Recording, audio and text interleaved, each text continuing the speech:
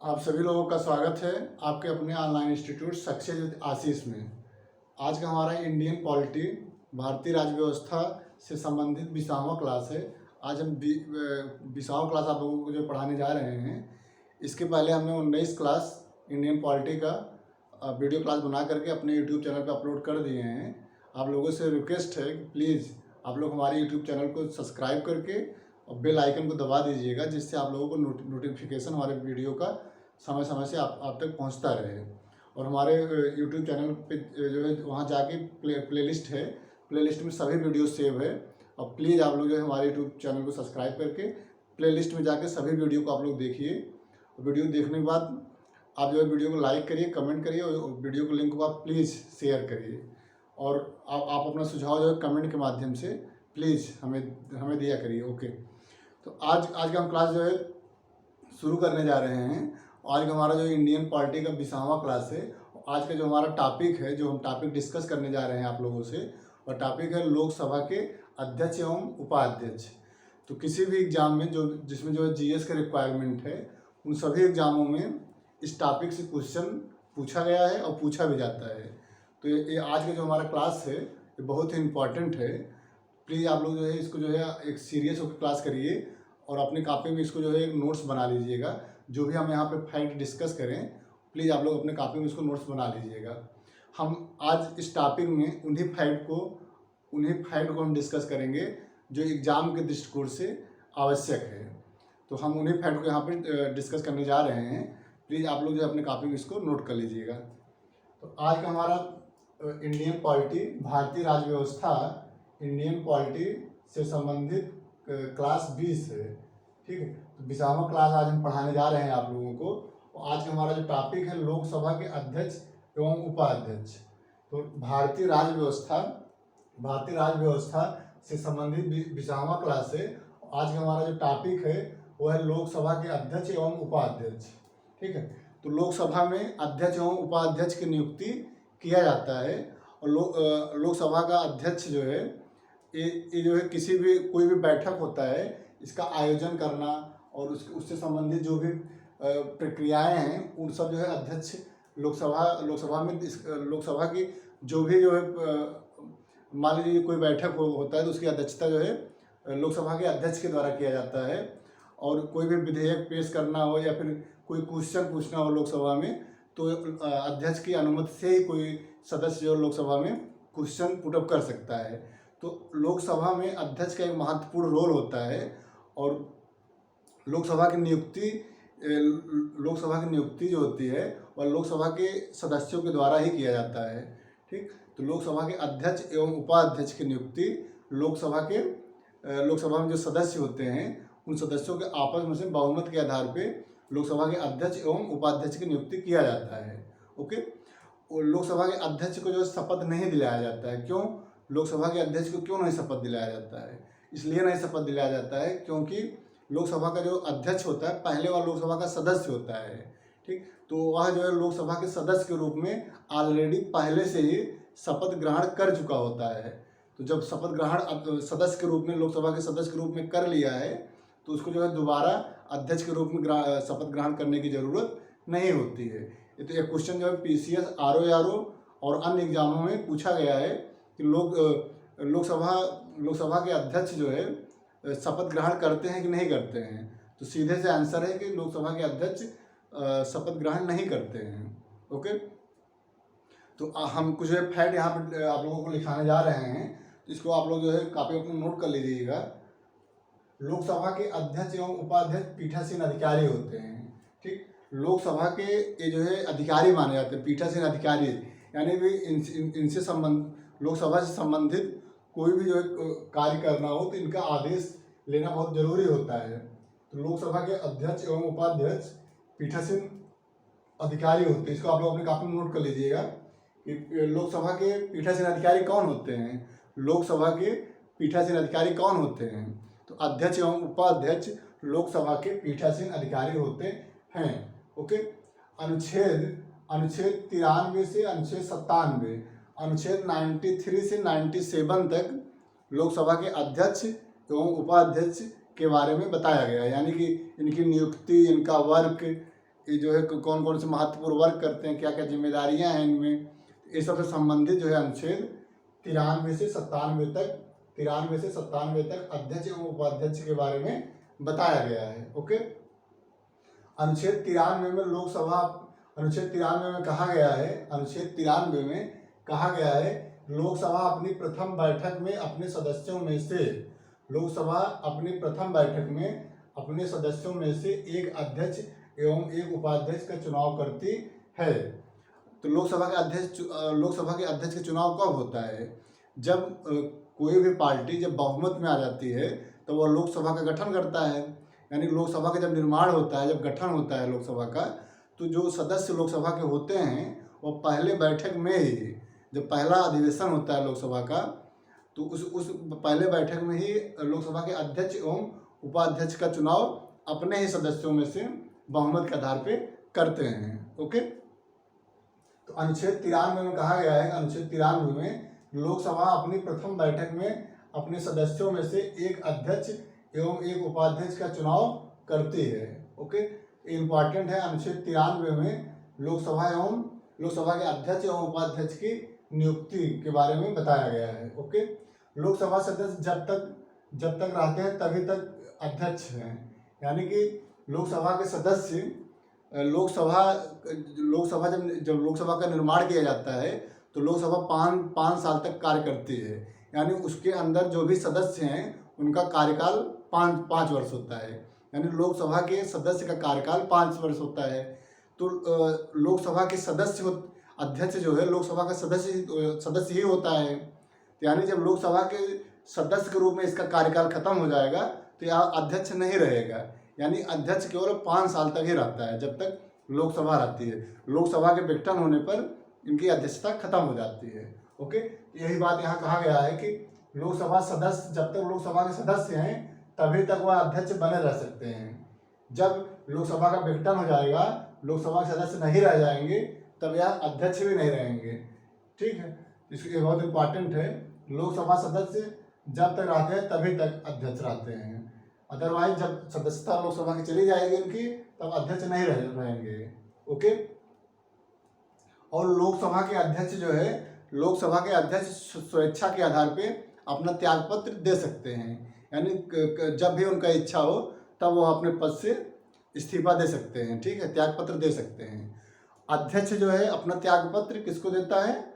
उपाध्यक्ष को देता है। अध्यक्ष, लोकसभा के अध्यक्ष अपना त्यागपत्र लोकसभा के उपाध्यक्ष को देते हैं, और लोकसभा के उपाध्यक्ष अपना त्यागपत्र लोकसभा के सदस्य को देते हैं, लोकसभा के अध्यक्ष को देते हैं। ओके, लोकसभा के अध्यक्ष अपना त्यागपत्र उपाध्यक्ष को देते हैं और उपाध्यक्ष अपना त्यागपत्र लोकसभा के अध्यक्ष को देते हैं। इसको आप लोग अपने कॉपी में नोट कर लीजिएगा।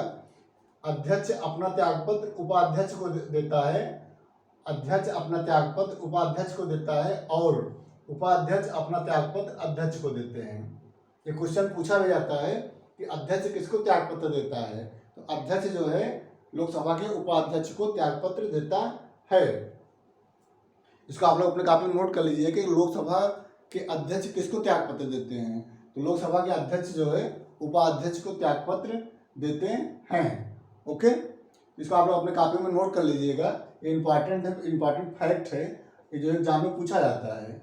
ओके, लोकसभा के सदस्यों के बहुमत के आधार पर भी हटाया जा सकता है। लोकसभा के अध्यक्ष जो है, लोकसभा के अध्यक्ष को जो है लोकसभा के सदस्यों के जो बहुमत के आधार पर भी लोकसभा के अध्यक्ष को हटाया जा सकता है। ओके, लोकसभा के सदस्यों के बहुमत के आधार पर भी हटाया जा सकता है। यानी कि लोकसभा के सदस्य जब चाहेंगे अपने बहुमत के आधार पर लोकसभा के अध्यक्ष को हटा सकते हैं, लोकसभा के सदस्य के द्वारा।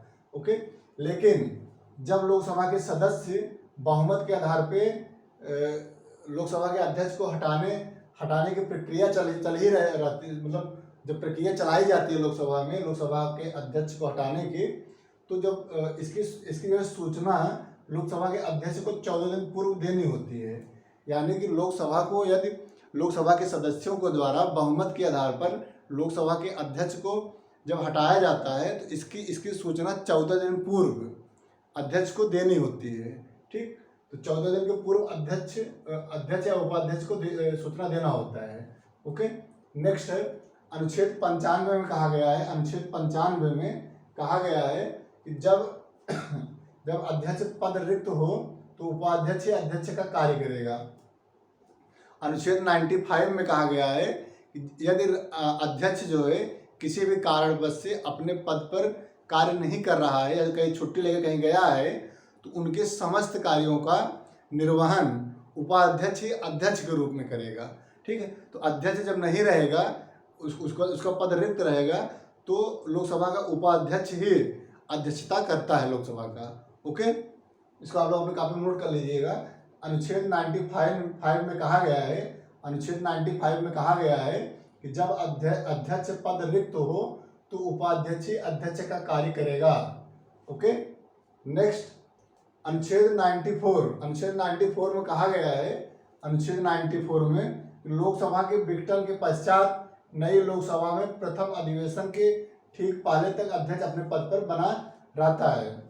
यानी कि लोकसभा का अध्यक्ष जो है लोकसभा के विघटन हो जाने के बाद भी जो है अध्यक्ष के रूप में तब तक बना रह सकता है जब नई लोकसभा का गठन होता है, उसके अधिवेशन के ठीक पूर्व तक वह अपने पद पर बना रहता है। जब नया लोकसभा का गठन होता है, उसका जो प्रथम अधिवेशन होता है उसके ठीक पूर्व तक वह अध्यक्ष के रूप में कार्य करता है। जब वह अधिवेशन शुरू हो जाता है, मतलब प्रारंभ अधिवेशन जब आयोजित की जाती है नई लोकसभा का, तब वह अपने पद को त्याग देता है। ओके, तो ये भी जो बहुत इम्पॉर्टेंट है कि 94 में कहा गया है कि लोकसभा के विघटन के पश्चात नई लोकसभा के प्रथम अधिवेशन के ठीक पहले तक अध्यक्ष अपने पद पर बना रहता है। इम्पॉर्टेंट है, इसको आप लोग अपने कापी में नोट कर लीजिएगा।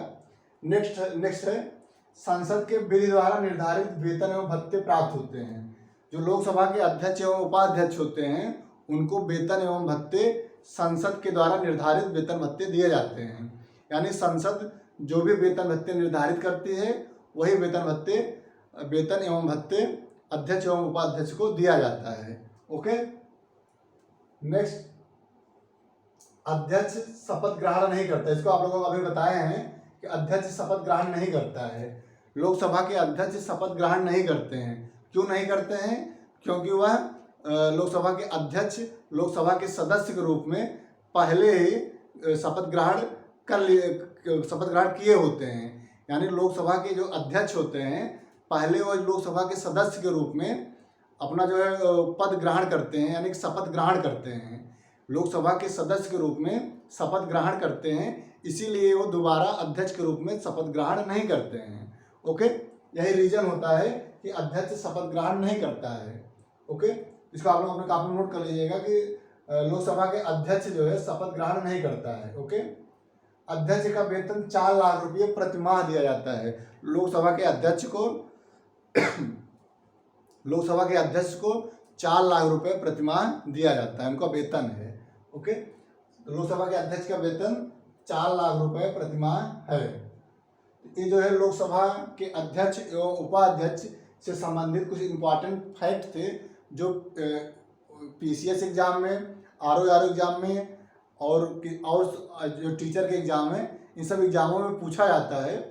तो इन्हीं सब एग्जामों के दृष्टिकोण से हमने यहाँ पे उन्हीं फैक्ट को यहाँ पे डिस्कस किया जो एग्जाम पर्पज से इम्पॉर्टेंट थे। ओके, अब हम इसके आगे जो है डिस्कस करने जा रहे हैं लोकसभा के अध्यक्ष एवं उपाध्यक्ष के क्या क्या कार्य हैं, क्या क्या जिम्मेदारियां हैं। अब हम लोकसभा के अध्यक्ष के कार्य एवं जिम्मेदारियों से संबंधित डिस्कस करने जा रहे हैं। प्लीज इसको अपने कॉपी में आप लोग नोट कर लीजिए।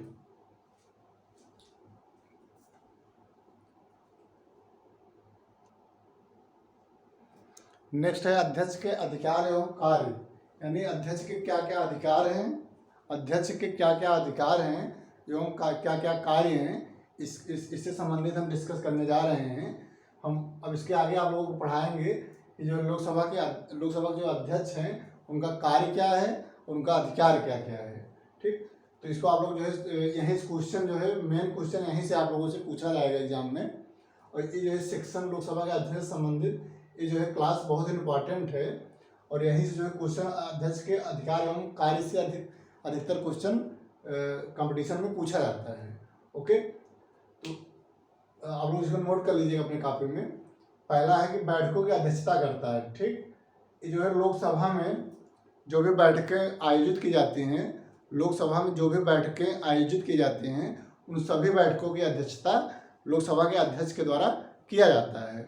ओके, तो पहला कार्य है कि लोकसभा में सभी बैठकों की अध्यक्षता लोकसभा के अध्यक्ष के द्वारा किया जाता है। ओके, तो ये जो है लोकसभा की बैठकों की अध्यक्षता करता है। पहला कार्य है, अध्यक्ष का पहला कार्य है कि बैठकों की अध्यक्षता करना। ओके, इसको आप लोग अपने कॉपी में नोट कर लीजिएगा कि लोकसभा के अध्यक्ष का पहला कार्य है लोकसभा की बैठकों की अध्यक्षता करता है। ओके, नेक्स्ट, लोकसभा की कार्यवाही का संचालन करता है, यानी लोकसभा में जो भी कार्य किए जाते हैं, लोकसभा में जो भी कार्य किए जाते हैं, उन कार्यों का कार्यवाही यानी उन कार्यों की जो देख रेख लोकसभा के अध्यक्ष के द्वारा किया जाता है। ओके, जो भी लोकसभा में जो भी कार्रवाई की जाती है, जो भी कार्रवाई से संबंधित प्रक्रियाएं की जाती हैं, उन सब कार्रवाइयों का संचालन लोकसभा के अध्यक्ष के द्वारा किया जाता है। ओके, लोकसभा की कार्यवाही का संचालन करता है, इसको आप लोग अपनी कॉपी में नोट कर लीजिएगा। लोकसभा की कार्यवाही का संचालन करता है कौन? लोकसभा के अध्यक्ष। लोकसभा के अध्यक्ष जो है लोकसभा की कार्यवाही का संचालन करता है। ओके, नेक्स्ट, शांति व्यवस्था स्थापित करता है। लोकसभा में कोई भी जो है लोकसभा में जो भी बैठकें आयोजित की जाती हैं, उनमें जो है शांति की व्यवस्था जो है लोकसभा के अध्यक्ष के द्वारा किया जाता है। ठीक है, तो शांति व्यवस्था स्थापित हो लोकसभा में, या जो है उत्तरदायित्व किसका है? लोकसभा के अध्यक्ष का है। यानी लोकसभा के अध्यक्ष के द्वारा ही लोकसभा में डिसिप्लिन मेंटेन किया जाता है। ठीक है, तो वहाँ पे जो है शांति का माहौल कायम हो, लोकसभा में शांति बना रहे, शांति का माहौल हो, ऐसी जिम्मेदारी लोकसभा के अध्यक्ष की होती है। ओके, तो शांति व्यवस्था जो है, शांति व्यवस्था लोकसभा के अध्यक्ष का एक महत्वपूर्ण कार्य होता है। यानी कि लोकसभा में जो है शांति की व्यवस्था कौन स्थापित करता है? लोकसभा में शांति की व्यवस्था लोकसभा के अध्यक्ष के द्वारा स्थापित की जाती है। नेक्स्ट, सदस्यता को निलंबित भी कर सकता है, यानी सदस्यता को निलंबित भी कर सकता है। यानी लोकसभा के जो सदस्य होते हैं, यदि उनका व्यवहार ठीक नहीं है लोकसभा में, या कोई ऐसे बात बोल दिए हैं जो लोकसभा में अनुचित बात है, यानी कि अनुशासनहीनता दिखाने पर लोकसभा में लोकसभा के अध्यक्षों के द्वारा यदि अनुशासनहीनता दिखाई जाती है, अनुशासित नहीं है, तो ये सब कारण होते हैं कि लोकसभा के अध्यक्ष उनकी सदस्यता को निलंबित कर देता है। यानी कि लोकसभा की सदस्यता को निलंबित करने का पावर लोकसभा के अध्यक्ष के पास होता है। लोकसभा अध्यक्ष यदि कोई भी लोकसभा के सदस्य अपना जो है कार्य ठीक से नहीं कर रहे हैं, या फिर शांति जो है मेंटेन नहीं कर रहे हैं लोकसभा में, या उनका व्यवहार जो है अच्छा नहीं है, उनकी बोलने की जो भाषा सही नहीं है, तो ऐसे सब कंडीशन में लोकसभा का अध्यक्ष जो है उनकी सदस्यता को निलंबित कर सकता है। ओके, तो लोकसभा का एक महत्वपूर्ण पावर होता है, सदस्यों को निलंबित भी कर सकता है। ओके, इसको आप लोग अपने कॉपी में नोट कर लीजिएगा। नेक्स्ट है, दल बदल के आधार पर अयोग्यता संबंधी प्रश्नों का निर्णय करता है। दल बदल के आधार पर अयोग्यता संबंधी प्रश्नों का निर्णय करता है। दल बदल क्या है?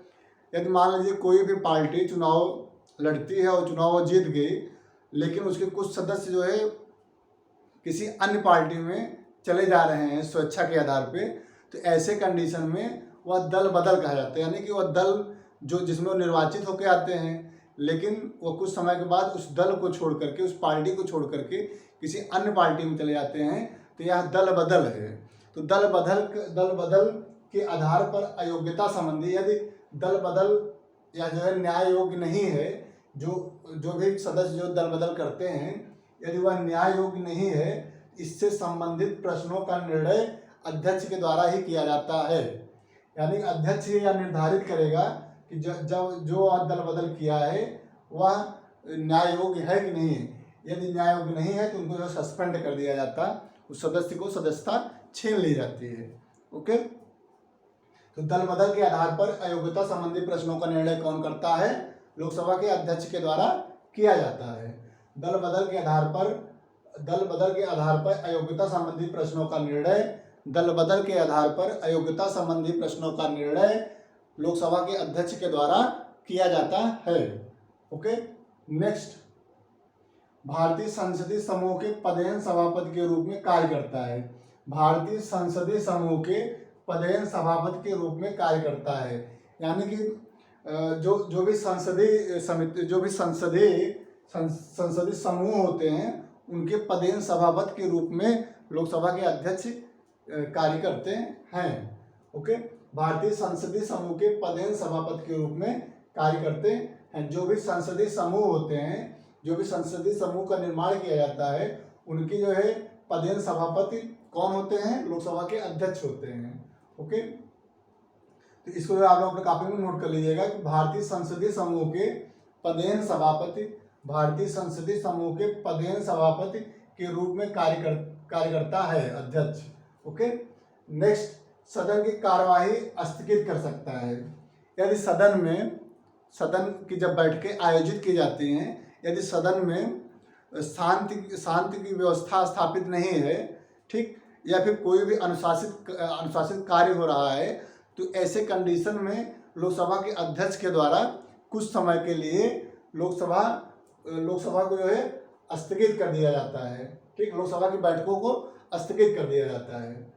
ओके, सदन की कार्यवाही, यदि मान लीजिए कोई सदन में जो है बैठक बुलाई गई है, उस बैठक में कोई भी बात की सहमत नहीं बन पा रही है और वहाँ पे शांति की व्यवस्था स्थापित नहीं हो पा रही है, ऐसे कंडीशन में लोकसभा का अध्यक्ष सदन की कार्यवाही स्थगित कर सकता है। या लोकसभा का पावर होता है, लोकसभा के अध्यक्ष का पावर होता है कि वह सदन की कार्यवाही को कुछ समय के लिए स्थगित कर सकता है। संयुक्त अधिवेशन की अध्यक्षता करता है।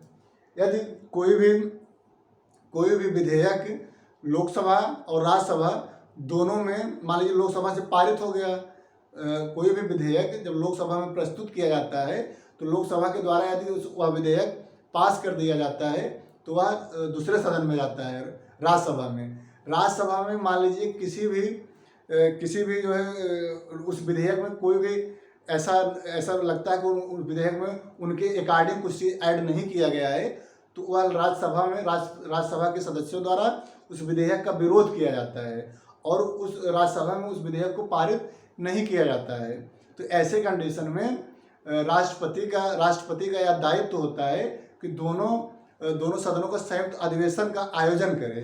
ठीक, तो संयुक्त अधिवेशन का आयोजन किया जाता है और संयुक्त अधिवेशन की अध्यक्षता कौन करता है? संयुक्त अधिवेशन बुलाता है राष्ट्रपति, लेकिन संयुक्त अधिवेशन की अध्यक्षता लोकसभा के अध्यक्ष के द्वारा किया जाता है। और संयुक्त अधिवेशन क्यों होता है?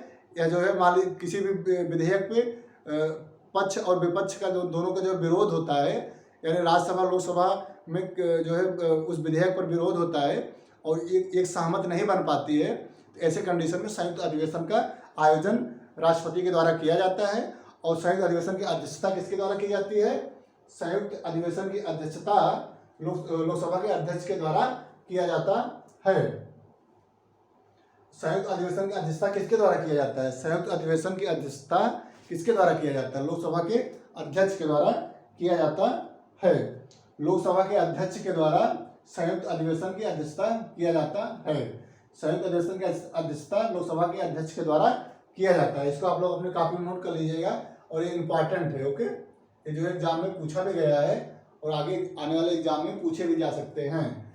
संयुक्त अधिवेशन की अध्यक्षता कौन करता है? लोकसभा का अध्यक्ष करता है। ओके, नेक्स्ट, कोई भी विधेयक धन विधेयक है कि नहीं, इसका निर्णय अध्यक्ष ही करता है। यानी जो लोकसभा में धन विधेयक प्रस्तुत किया जाता है, वह लोकसभा में धन विधेयक प्रस्तुत करने के पूर्व यह कौन निर्धारित करता है कि यह विधेयक धन विधेयक है? इसका निर्धारण लोकसभा के अध्यक्ष के द्वारा किया जाता है। ओके, यानी कि जो लोकसभा में जो विधेयक प्रस्तुत किया जाता है, धन विधेयक, लोकसभा में जो धन विधेयक प्रस्तुत किया जाता है, इसको कौन निर्धारित करता है कि यह विधेयक धन विधेयक है? इसको जो है लोकसभा के अध्यक्ष के द्वारा यह प्रमाणित किया जाता है। लोकसभा के अध्यक्ष के द्वारा यह प्रमाणित किया जाता है कि यह विधेयक धन विधेयक है। ओके, तो इसको आप लोग अपनी कॉपी में नोट कर लीजिए। कोई भी विधेयक धन विधेयक है कि नहीं, इसका निर्णय अध्यक्ष ही करता है। ओके। नेक्स्ट, निर्णायक मत का प्रयोग करता है। ठीक, यानी कि लोकसभा एवं राज्यसभा, यदि लोकसभा में यदि पक्ष एवं विपक्ष दोनों में यदि किसी भी बात को लेकर के विरोध है, यानी कि लोकसभा में पक्ष एवं विपक्ष दोनों में किसी भी प्रश्न को लेकर के दोनों में विरोध है, पक्ष एवं विपक्ष में, तो इस कंडीशन में निर्णायक मत का प्रयोग लोकसभा के अध्यक्ष के द्वारा किया जाता है। निर्णायक मत का प्रयोग कौन करता है? लोकसभा का अध्यक्ष करता है। यानी कि लोकसभा में यदि पक्ष एवं विपक्ष दोनों में किसी भी प्रश्न को लेकर के विरोध है, तो ऐसे कंडीशन में जो निर्णायक मत होता है, या लोकसभा के अध्यक्ष जो निर्णायक मत का प्रयोग करता है, लोकसभा का अध्यक्ष निर्णायक मत का प्रयोग करता है। ओके। नेक्स्ट, मंत्रणा समिति, नियम समिति और सामान्य प्रयोजन समिति का अध्यक्ष होता है। यानी कि लोकसभा अध्यक्ष जो है, लोकसभा अध्यक्ष इन समितियों का अध्यक्ष भी होता है। कौन कौन सी समिति का अध्यक्ष लोकसभा अध्यक्ष होता है? कौन कौन समिति की अध्यक्षता लोकसभा के अध्यक्ष के द्वारा की जाती है? तो मंत्रणा समिति, नियम समिति और सामान्य प्रयोजन समिति की अध्यक्षता लोकसभा के अध्यक्ष के द्वारा किया जाता है। ओके। ये बहुत इंपॉर्टेंट है कि कौन से समिति की अध्यक्षता लोकसभा के अध्यक्ष के द्वारा की जाती है। तो 3 ऐसे समिति हैं जिसकी अध्यक्षता लोकसभा के अध्यक्ष के द्वारा किया जाता है। मंत्रणा समिति, नियम समिति और सामान्य प्रयोजन समिति। ओके। नेक्स्ट, सदन एवं राष्ट्रपति के मध्य विचार विनिमय का माध्यम है। यानी कि सदन में, लोकसभा में कोई भी निर्णय लिया गया, इसकी सूचना जो है लोकसभा अध्यक्ष राष्ट्रपति को प्रदान करता है। यानी लोकसभा में कोई भी ऐसी जानकारी जो लोकसभा में घटित होती है, उस लोकसभा से संबंधित कोई भी जानकारी राष्ट्रपति को कौन प्रदान करता है? ये जो है अध्यक्ष के द्वारा ही प्रदान किया जाता है। ठीक, तो जो है अध्यक्ष जो होता है वह सदन एवं राष्ट्रपति के मध्य विचार विनिमय का माध्यम होता है। यानी कोई भी विचार जो है राष्ट्रपति से सदन में ले आना है, या सदन से राष्ट्रपति को कोई भी जो सूचना देनी है, तो इसका कार्य कौन करता है? लोकसभा के अध्यक्ष के द्वारा किया जाता है। इसको आप लोग काफी नोट कर लीजिए। सदन एवं राष्ट्रपति मध्य विचार विनिमय का माध्यम होता है। कौन? लोकसभा का अध्यक्ष। ओके।